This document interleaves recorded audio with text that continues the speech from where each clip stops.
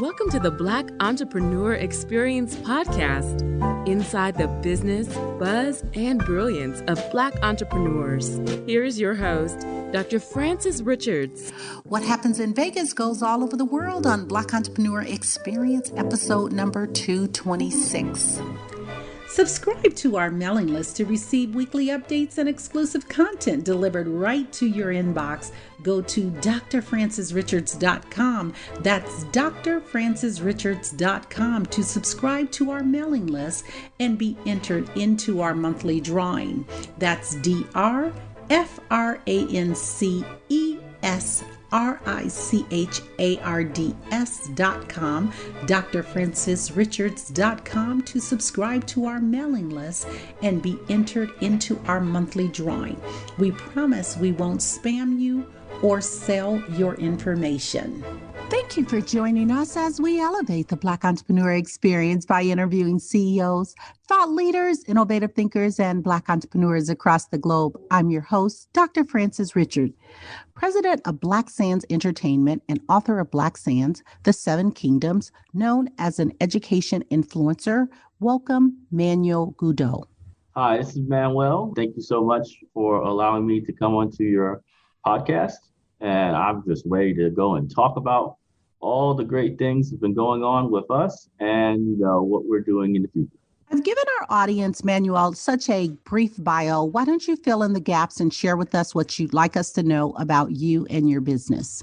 Absolutely. So first of all, my company, Black Sands Entertainment, we develop comic books, animations, and mangas for Black teenagers and obviously their parents as well. Our success in these fields has been amazing, mostly because Hollywood has been avoiding, the content that these kids demand for, decades. And that huge gap has been filled by our company. We've done many amazing things over the last 3 years, including selling 70,000 books of our comics, raising $1 million in capital through WeFunder, equity crowdfunding. And also this year alone, we've done like $450,000 in sales. So, our company is growing at a massive scale. We have a lot of Black community behind us, pushing us as hard as we possibly can. And, it's just a great thing to see such a massive swell of support behind us, because obviously that means that we'll be able to do this without the handouts from Hollywood, right? Which also comes with a lot of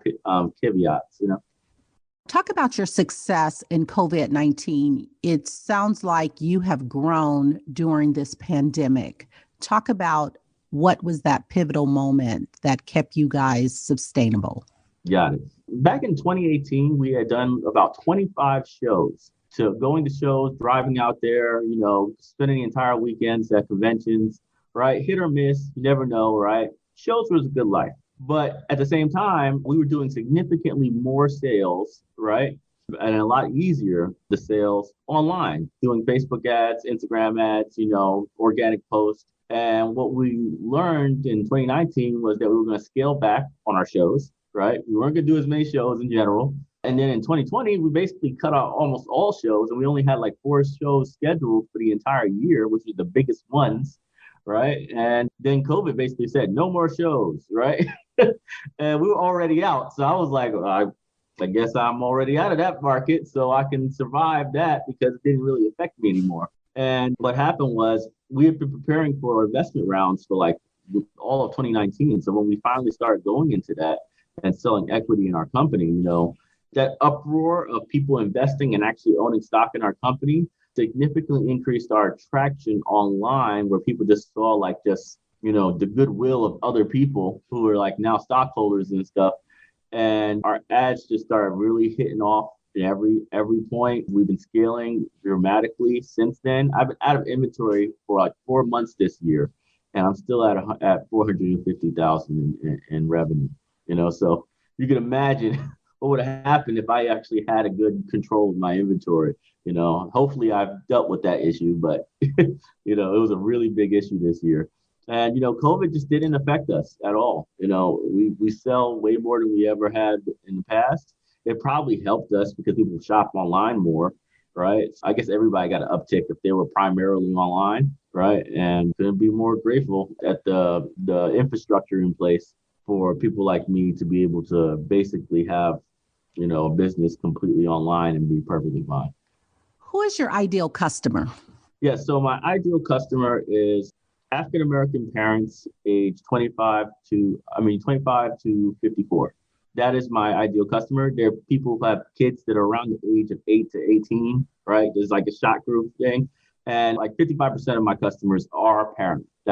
We've surveyed them numerous times because we're developing an app for distribution and everything else. So we know who our customer is and we know who our users are. Users are the kids. But the parents are basically locked in because the kids keep asking them for more. So talk about how did you get started in financing your business?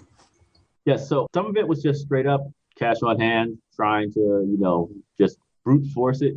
Other things was as we developed our initial, MVP, minimum viable product, which was the first issue of Kids to Kings, aka Black Sands.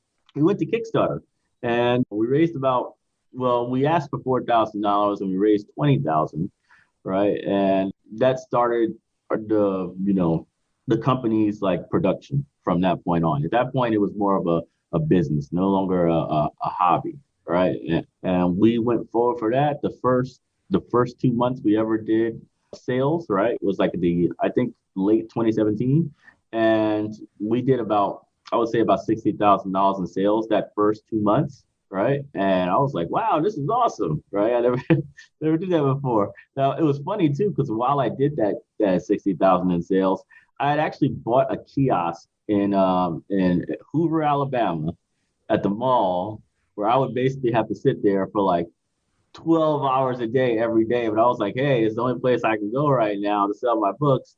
And then the kiosk did like 115 for 120 if the amount of sales I got online, where I didn't have to do anything but ship, and I was like, man, so I played myself. So that was a funny realization of physical location versus online. That was the first time I saw it where I was like, this could work. And what was that aha moment that you knew you were going to be successful? When we funded our DVD, so we had an animation project. I forced my audience to really get in there and say, look, if you guys want an animation, right? And I'm a big guy on social media when it comes to like pushing narratives and stuff. So I get a lot of engagement. I told them, I said, hey, if you guys want an animation, I'm not going to stop production on any of my books. I'm not going to stop production on any of my stuff. I'm not going to use my profits to pay for an animation because it's risky. Animations are extremely risky and they kill careers sometimes.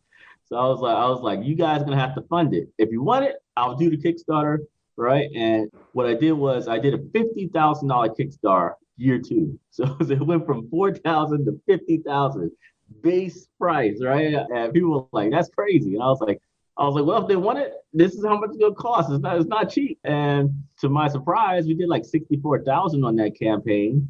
And when we did that, I also got a lot of like extra funds to go and do like the entire production for a DVD and everything else. It took a year and a half to get that thing developed. But once we actually developed that thing, and released it, we had sold like close to like 3,000-4,000 DVDs in like 2 weeks. And it just kept going from there. And I was like, what the heck is going on? Everybody kept yelling at me in the comment section on my ads. Nobody buys DVDs anymore. I said, not according to my account books. Right? I didn't want to say anything. I was like, they're like, come on, give us digital. And I'm like, nah, I see what happens to digital. People get, it gets ripped. I haven't seen no links. Nobody's giving me no links of my ripped DVD online, but I've seen a lot of other things ripped. So I just have just straight up physical CDs. But that was the eureka moment. It was like basically anything we do at this point works. And we got I'm glad that you are allowing me to be on your podcast, because if you look us up, we are not covered by the media at all. Everything we've done has been like basically a grand secret or something. And you talked about peer-to-peer funding. What do you attribute to your success?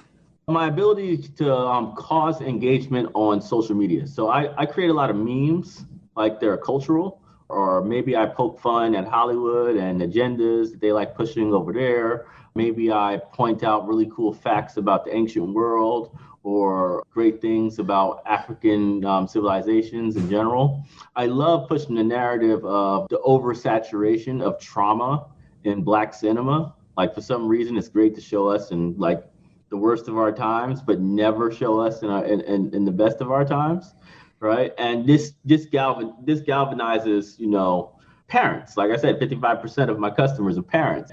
It really galvanizes them because they care about making a legacy for their kids, right? They wanted this content when they were young, never was available to them. So now they're trying to make sure that it's available to their kids. Manuel, there are so many brands or businesses that are dominating. Talk about a brand or a business that's dominating that you admire and why.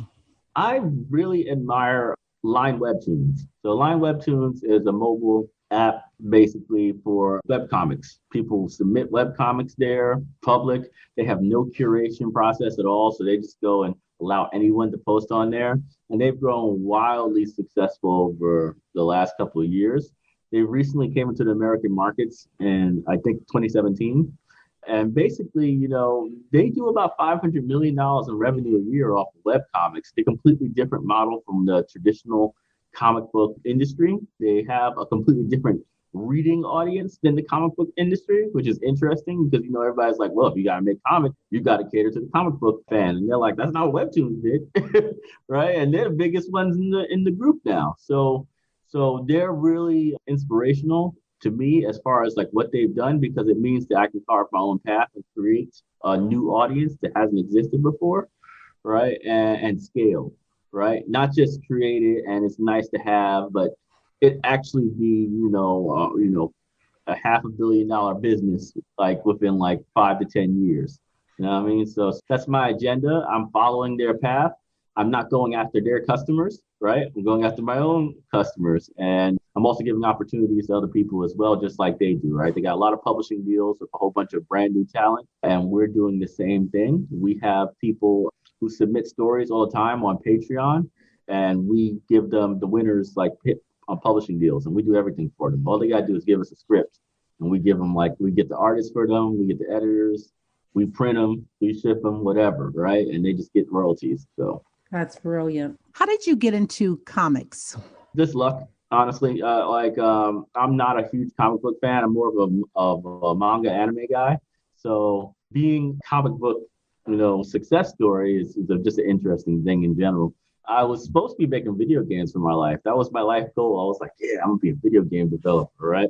Then I was like, wow, video games are super expensive to make after I spent like $20,000 trying to launch Black Sands, right? So that was the first thing I ever did, and it failed miserably, right? Just because of how expensive it was. I was like, I just stopped myself. I said, I have to kill this. It's too expensive, right? And we pivoted to the comic book because it was, significantly less expensive to start, right? And, see what goes from there. Same story, a little bit different part of the timeline, a little bit more marketable. But for the most part, it was the same exact story, and it just took off, right? So it would have worked as a video game if I had the money, right? But I didn't have it, so we had to pivot, and we got into comic books. It took off. We kept doing it. What can we do right now to support Black Sands? Well, we actually got some pretty cool holiday specials on our store. So if you go to blacksandsentertainment.com or just go to Black Sands Entertainment on Facebook, Instagram, TikTok, or YouTube, right? You'll be able to find us and then see all our stuff as well. And our books, we have great bundle collections right now of hardcover graphic novels, DVDs, individual comics, and everything. We have a bundle right now that's running for its entire collection. It's running for about $70 and free shipping. But the second bundle, for if you want to get like a extra bundle for like a family member or friends, right, their kids, that second bundle is 50% off. So you can get like all of our stuff for like $35, right, as just an additional one. And that's cool, because what happens is, this is like really high quality stuff. You've seen our books. They're hardcover, library bound graphic novels. So they're like really high level quality. And people have given us hundreds of reviews online. So I always tell people, right, it's like, so don't believe me, just go ahead and, check the reviews, right? check with the investors, to ask them what they think, right? And then make a decision. I think we have some of the best word of mouth out there, right? So definitely, but that's the great way of supporting. Another way of supporting is by subscribing to our Patreon. That is at patreon.com/blacksands. And that is a subscription thing for anybody who wants to do something in the space. If you want to make comic books in this space, if you want to be a voice actor, if you want to just learn how to run the business of e-commerce and all the other things, Patreon is probably the best place for you. It's a subscription base. You get like 14 comic books on day one, digital comics, right? But you also get all those opportunities because we kind of keep those opportunities in our own house.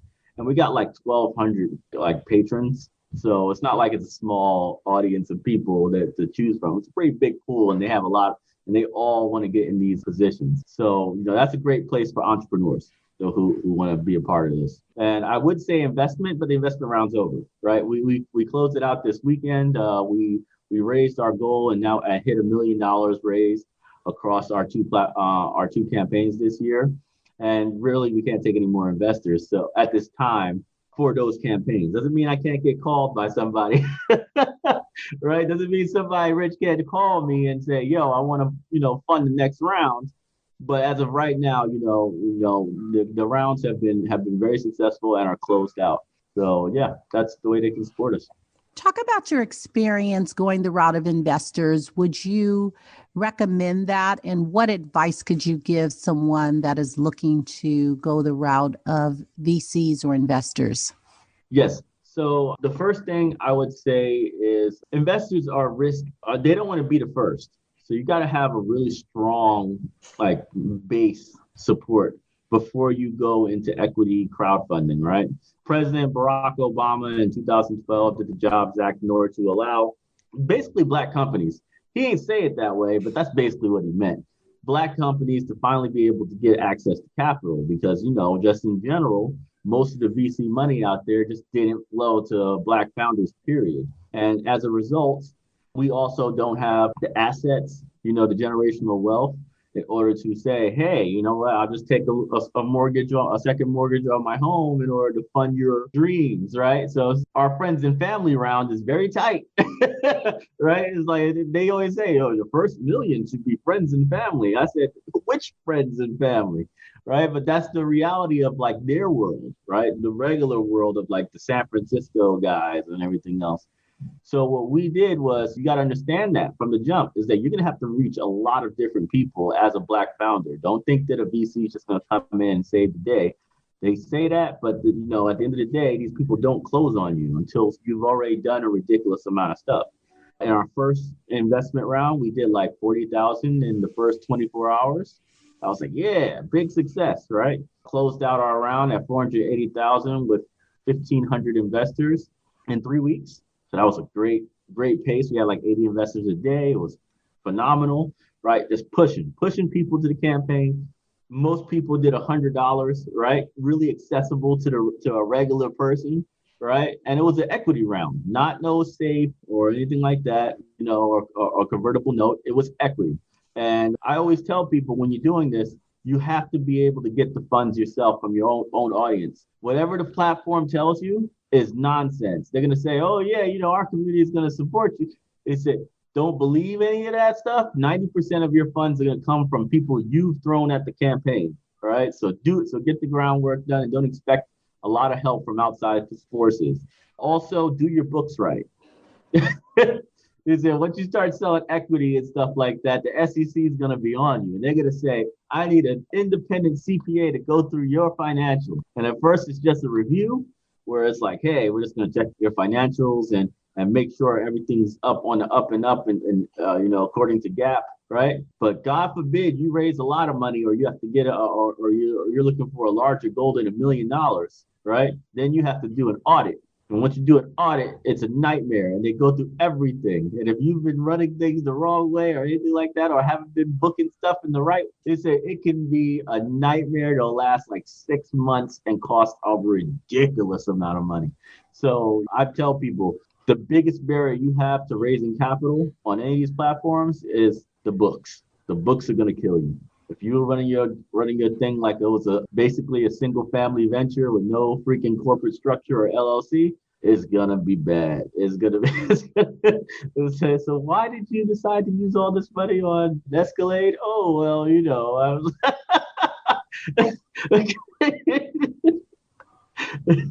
Yeah, it's fun. Talk about your worst moment in business and what was your takeaway?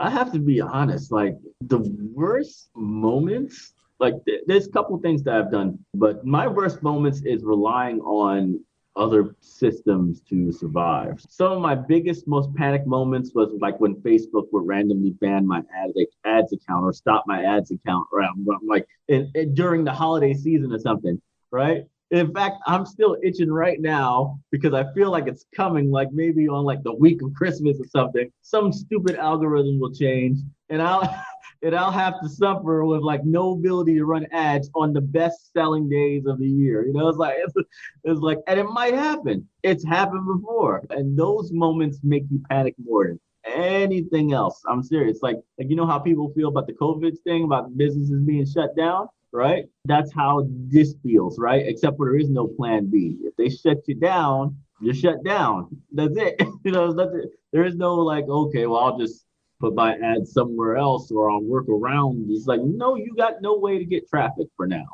until they decide to fix it. And they have no customer service for real. So you just gotta hope that they fix it.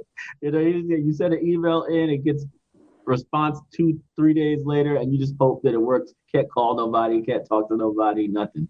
So Facebook is scary. That's why we built the app in the first place. Why we're building our app is just to make sure that we can actually reach our customers and never have to worry about if Facebook just decides arbitrarily that we're too black or something, right? That we should be censored, then we can like walk around that. Another thing that also affected me big time was destroying titles or discontinuing titles simply because they weren't profitable, right? So certain books and stuff like that we've developed, sometimes they weren't profitable and we had to kill them, right? Even though we liked them, we're like, oh, not business. It didn't make sense from a business standpoint, so we had to kill it. And then on top of that, some books I killed because the deal was bad. Maybe I had a co-writer and this was a headache to work with, and I was like, wow, this person's so toxic. I know in the future a lawsuit might be on the table, so I'd rather just kill the book, which I have the power to, right, through the contract, and not have to deal with that future headache, right? It's a profitable book, killed it because the person that's connected to the book might be a huge problem in the future. So these are the kind of things that business people usually wouldn't do, right? They definitely wouldn't. Like that's one of the biggest things that kill people in this particular space. They'll make a great book, right? But it doesn't sell.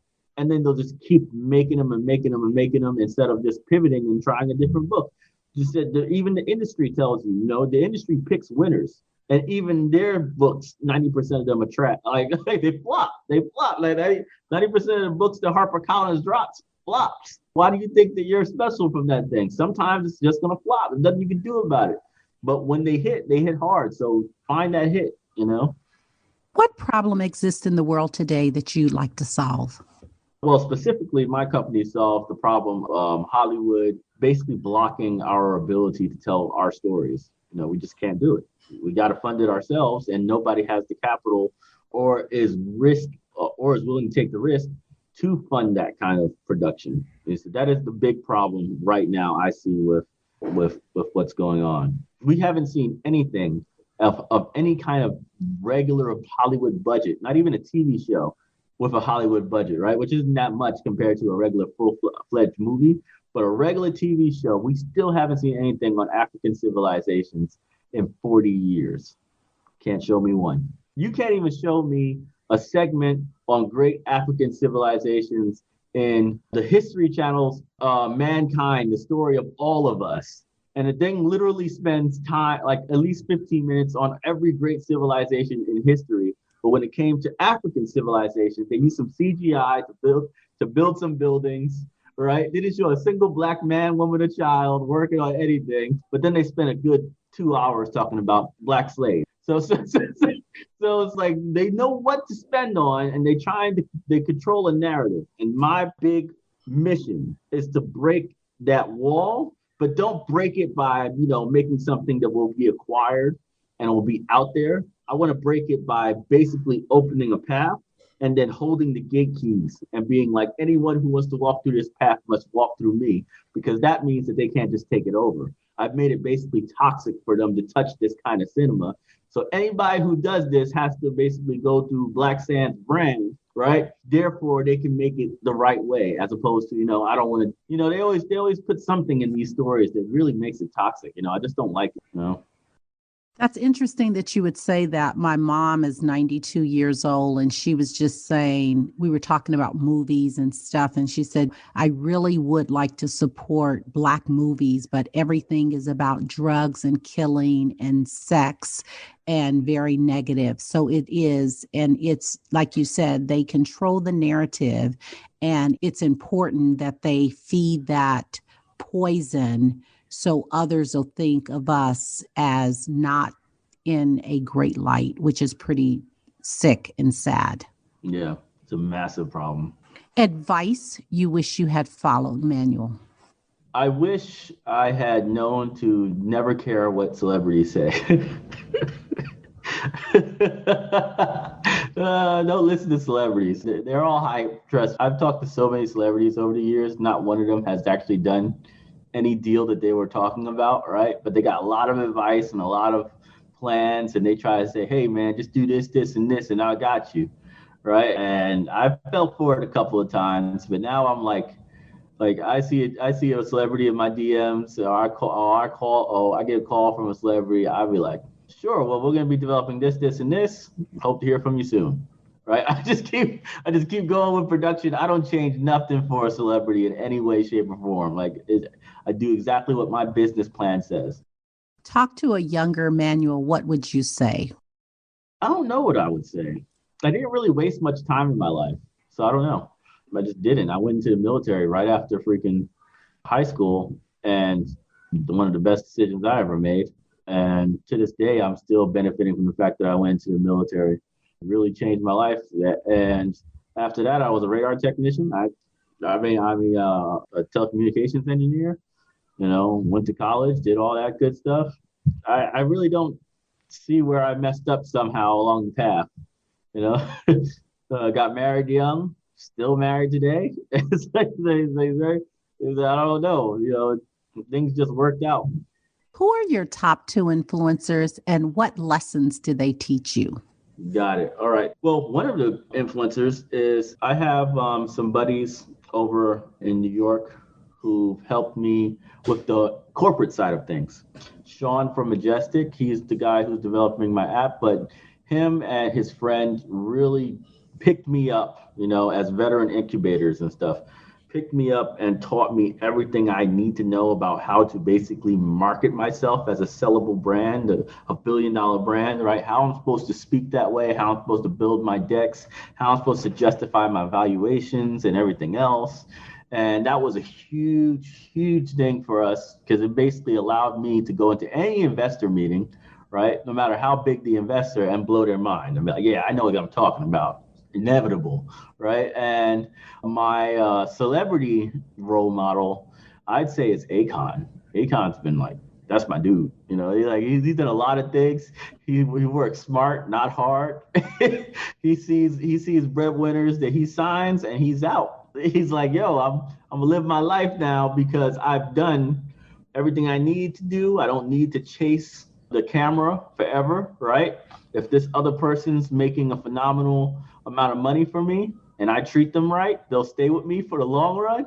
And that's the relationships that he's built with a lot of his talent, right? And they don't go nowhere. You'll never hear nothing about Akon losing talent, and he's just chilling on another continent, not building nothing. I don't have to do jack, now he's doing a lot of philanthropy and all these other things, right? And I just like what he's done with his life and how he's made these plays. And so he's definitely one of my big, influencers.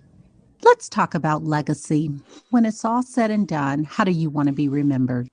I just want to be remembered as the guy who burned it all down.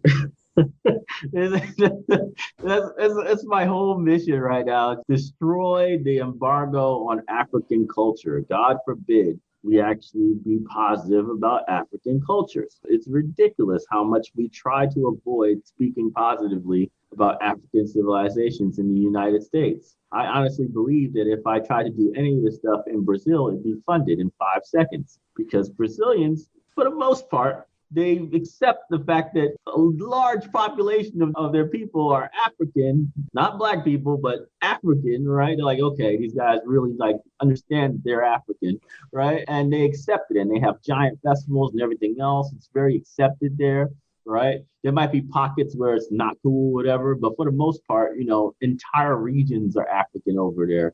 And they will invest in African productions. Here, though, there's a big taboo on doing this. So my legacy would be the guy who finally burned it all down, gave people the chance to make their own stuff, and nobody could stop them because I built the infrastructure for them to just simply go to people like you and people like everybody else in the world, grandmas, grandpa, pops, and everybody else dropping 100 on their campaign, and somehow they raised 20, 30 million for the production. It's like there's a lot of people out there and they just got to be educated on how they can just throw a small amount of money in a campaign, just like we do for politicians. No reason why we can raise $1 billion to beat Trump, but we can't, right? But we can't raise 10 million to tell our story. It's like these things can happen, and we just got to be able to be educated on the fact that we're the only way it's going to happen. People keep thinking that deal's around the corner, and it's not. It's been there for 40 years. What makes you special? Give us 1 to 3 words that describes Manuel. Gamer, father, and loud. What do you need right now that you don't have to move the needle forward? Press. I need some press. I need someone to highlight what we're doing. Me personally, I've seen a lot of people go online. I've seen people on the Breakfast Club or whatever, right? And they like have ideas. Like it's just an idea. It's like, I have this great idea, right? And they get a lot of traction from that. I can only imagine what would happen if a company that's doing $500,000 in sales in comic books, millions of dollars in equity and everything else, what kind of story that will get, right, when it's a proven product. I believe press is the biggest thing that will make a difference for our company. And that's what I'm hunting for. I'm hunting for that every day. What is something that we should know about your industry that we don't know? All right. Huge spoiler, right? 25% of my customers read comic books more than once a month. Basically, all the overwhelming majority of my customers are my customers because of the way I speak and the way I brand and the kind of message I'm sending, not necessarily the fact that I make comic books, which is why I sell DVDs, which is why I sell equity, which is why I sell training, and all these things sell. It's because it's the idea that's the marketing thing, which is why I don't even go into the comic book industry. Like I don't try to get into comic book shops. I don't care about them. They have way outrageous pricing structures for Black people, right? He said, I'm not printing 100,000 copies. So why would I sell a book for $6? It's like the margins are phenomenally low. It's like you got to respect the customer. Once you respect the customer and you know what the customer is, you'll understand what they're going to do for the product. They want a hardcover book, they'll pay $20. Don't think that they're poor and stuff like that. I've learned so much from just watching other people's businesses. I pocket watch a lot. And when I'm watching pockets, I used to live in Jamaica, New York, right? And I'm there and I'm seeing all these $1 pizza shops in Jamaica. Oh, these people are so poor. These Black folks are so poor. Oh, they're so poor. These guys, I got to get a $1 pizza. It's the only way I'm be able to sell pizza in New York. Which one restaurant has a line constantly out the damn door? It's the place that sells $4 slices, Margarita's Pizza. And they just sitting there, $4 a slice in the hood. And they're the only ones that are packed with all these people from the hood. Ain't nobody coming in from outside. It's the same people that everybody's pandering for $1 slice to. And that's my belief. I have a luxury comic book. It's not even like it's ridiculously high quality compared to the competition. Way more expensive, sells 4 times more books. So that don't even make any sense. The numbers don't make any sense at all if you believe that the customers don't have money. right? So you gotta be like, look, everybody has expendable income, and they choose to buy maybe luxury clothes, maybe luxury games, whatever. There's no reason why you can't have a luxury product that happens to be a comic book. You know what I'm saying? Just make a really dope product that they can't say, oh, this is just somebody pandering, for black dollars and stuff like that. Say, nah, this is the best product on the market, and it changes the narrative. It's like, okay, I like that. I'm gonna support that. That's the secret. They don't care about price. Price is very non-factor when it comes to black people supporting black people. What they do support is quality, quality. Is there a social cause tied to your business? Absolutely. I just feel like every single black kid in America will know everything about Julius Caesar, will know everything about Athens and Greek politics, will know everything about the Middle Ages, will know everything about the early expansion into America, and they will not learn a single thing about the Mali Empire, about Ghana, about Nigeria. They won't learn anything about these places that they most likely come from, that had massive amounts of history. They still have history today. They know what they did. In their countries, they teach it, but they won't even give them a seat for the council to say, yo, how about you guys build a curriculum for Americans? Like, nah, let's not do that. And remember, 80% of, I want to do schools. I want to take over the school system. That's why I need press, because school is very political. You got to be good with the whole world to get, mass market in schools. But public schools are like 80% African American across almost most of the United States. And you say white kids don't go to public schools. They just don't. So they go to either a charter school or a freaking private school almost all the time across the United States. So these kids are learning about European history all year long. And sometimes the class is literally 90% African American learning about European history. That makes no sense. I go right into freaking New York and I go to a Chinese or Korean district, and those people say, I don't care if it's a public school, you gonna teach Chinese history. They said, we gonna have a class on Chinese history. I don't care if it's a public school or public funds. This is my district, and we're gonna freaking teach that. And we need to have that same attitude. It's like, I don't give a damn who's funding this. If we're the only students there, you're gonna teach us about our history. You know what I'm saying? Speaking of books, what book would you recommend and why? I'm going to tell people get Black Sands, The Seven Kingdoms then. That is our pilot. It's a really good series, and we're actually ramping up production very fast. But basically, it's about Asar and his rise to power in Egyptian mythology. So time periods around 3500 BC.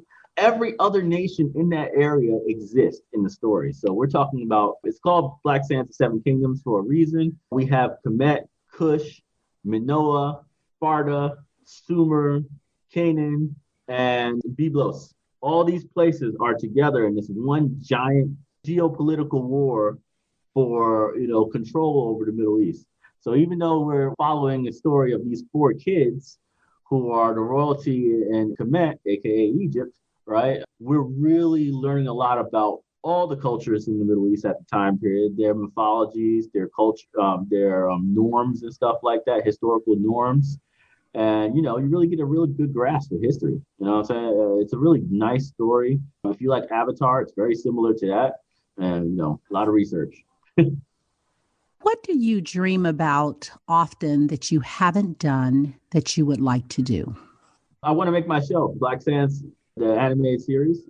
We have a studio, so we're working toward the dream, right? But it's 3 years down the line, and it's going to be a haul.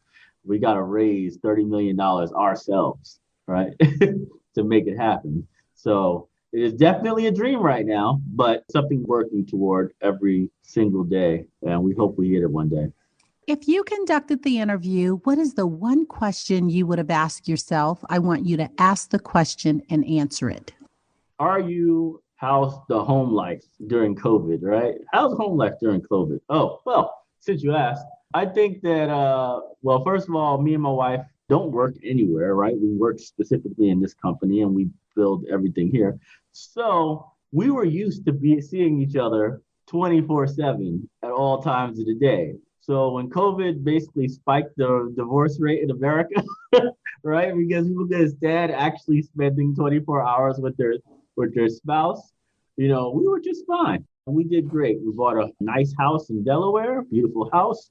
Our kids are fighting for their lives in remote learning, right? This is a nightmare, right? My wife is doing everything she can to keep me sane during this process. And it's just fun, man. It's crazy to think of how much things changed because of COVID-19, right? How much things changed, right? But because since you're so like disconnected from the typical 9 to 5, that you don't like totally lose everything when it happens. You're like, okay, I kind of get it. I kind of know how to manage this, right? And my wife, she's not just somebody who's helping me with the kids. She's the CFO of the company, Manuel Godoy, and she's been fighting these freaking CPAs and audits and everything else constantly so we can make sure that we can raise capital.